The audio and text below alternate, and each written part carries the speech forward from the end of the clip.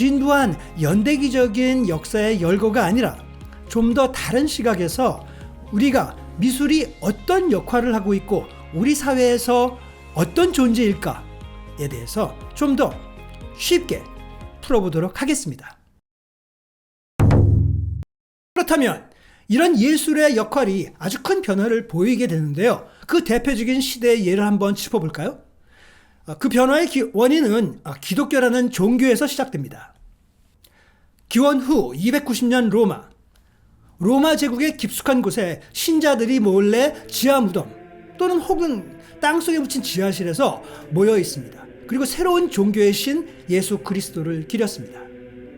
당시 기독교는 여전히 초창기였고 로마인들에 의해서 박해를 당했지만 급속도로 성장을 했죠.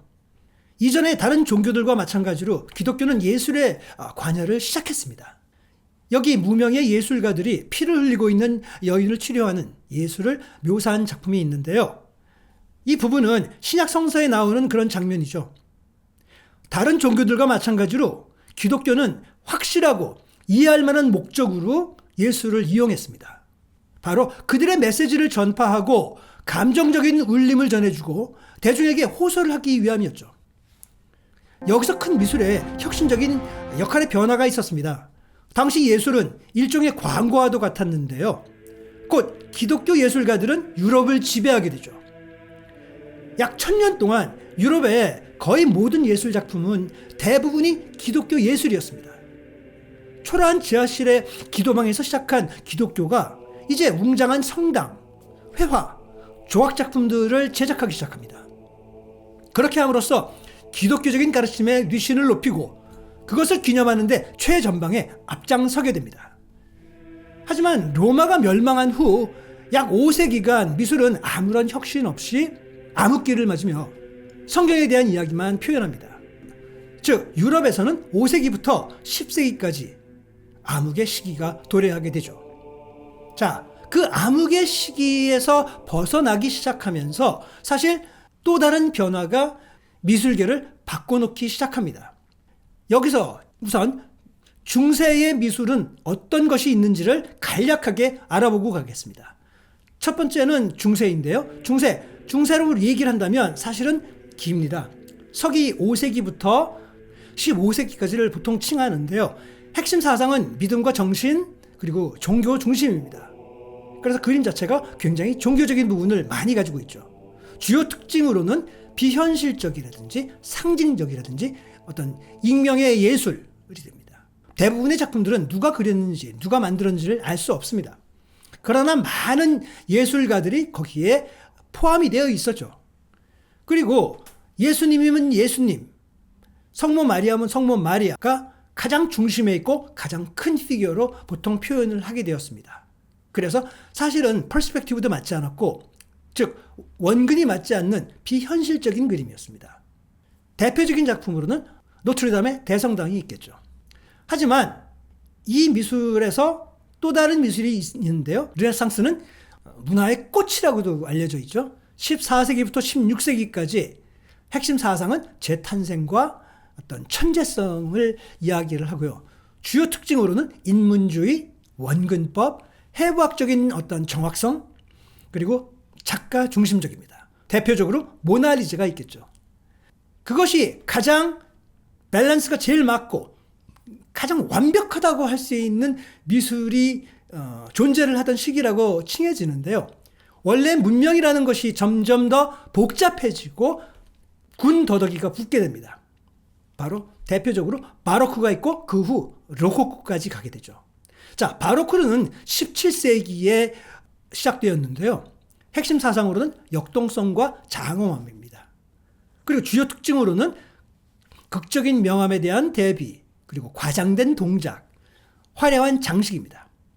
이런 작품들이 대표 작품들이 되겠죠. 중세는 교회 중심의 어떤 기독교 세계관이 유럽을 지배하며 신본주의적 가치관이 강조되던 시대인 반면 르네상스는 신본이 아닌 인본주의를 바탕으로 고대 그리스나 로마 문화를 부활시키고 인간 중심의 세계관을 추구로 했던 시대입니다. 지금 고대 미술에는 신이든 왕이든 일반인들과 같은 크기로 묘사가 되었지만 중세의 그림에는 그림의 핵심 주인공인 성모 마리아와 어떤 예수님이 중앙에 크게 그려지는 것을 보실 겁니다. 그것이 중세 미술의 중요한 역할이었기 때문에 이렇게 표현이 된 것이죠. 한번 보시죠. 똑같은 그리스도의 그림들도 그림이 지닌 어떤 감정 표현이 당시의 시대관을 잘 반영해 줍니다.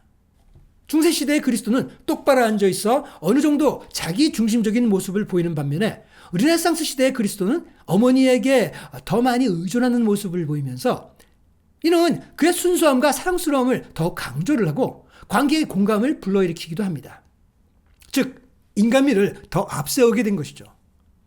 이탈리아에서는 키아스크로라고 하는 명암법을 사용해서 피부와 옷의 밝고 어두운 그라데이션을 부드럽게 표현을 하고요.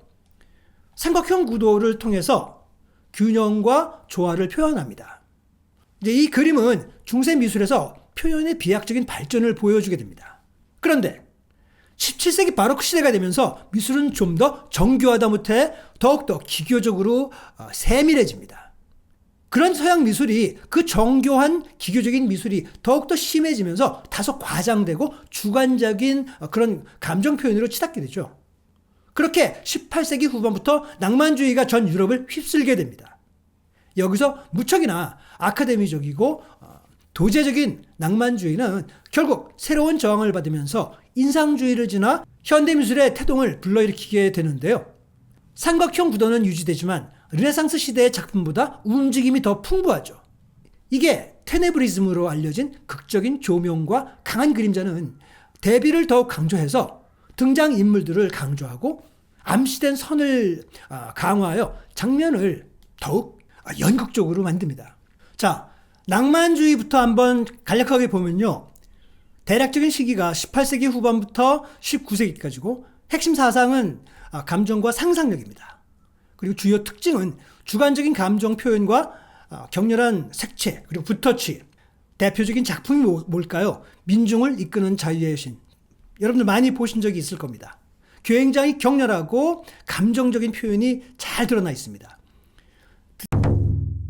그 다음은 이제 인상주의인데요. 인상주의는 지금 앞에서의 전통적인 미술이었던 낭만주의를 반대하고 새로운 개인적인 미술로 변화를 해가는데요. 대략적인 시기가 19세기 후반에 시작을 하고요. 핵심 사상은 빛과 순간입니다. 주요 특징으로는 야외 사생, 찰나의 어떤 빛의 포착, 짧은 붓터치 이런 것들을 보실 수가 있고요. 대표적으로 해돋이가 있습니다.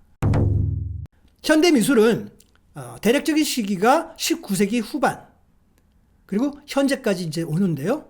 핵심적인 어떤 사상은 개념과 자유입니다. 어떤 틀에 갇혀 있는 게 아니라 자기가 생각하는 것에 대한 자유를 표현하는데요. 주요 특징이 추상적이고 다양성 그리고 장르의 어떤 파괴, 사회적인 비판 이런 것들이 이제 돌출되기 시작합니다. 아주 대표적인 작품으로 현대미술이 어떻게 보면 창시자라고 할 수 있는 파블로 피카소의 아비뇽의 처녀들입니다. 여기서 우선 낭만주의 역할에 대한 사례를 먼저 보겠습니다. 1801년 1월 8일 지금 보시는 그림에서 프랑스 예술가 자크 루이 다비드는 알프스 산맥을 건너는 나폴레옹을 제작을 했습니다. 이 그림은 불과 몇 년 전 아직 20대였던 나폴레옹이 북이탈리아를 습격했을 때를 기념하는 작품인데요. 잘 알려져 있는 그림이죠. 당시 나폴레옹은 믿기 힘든 승리들을 여럿 이루었죠. 그리고 이 그림 속에서 보면 정말 나폴레옹은 백마를 능숙하게 타고 다니고 있습니다. 하지만 여러분은 잘 모르시는 게 있습니다. 잘 모르시는 게 뭔지 아세요? 그게 바로 사실 그는 좀 더 효율적인 노새를 타고 그 알프스 산을 넘었다고 합니다. 이 그림처럼 말이죠. 자, 예술은 또한 역사와도 그 길을 함께 합니다. 그건 바로 이제 정치적인 선전의 역할을 하는 것이죠. 이때 이미 미술은 그러한 역할을 중요하게 하고 있었고요. 나폴레옹은 프랑스의 루이 14세하고 비슷하게 예술을 선전선동에 이용을 했습니다.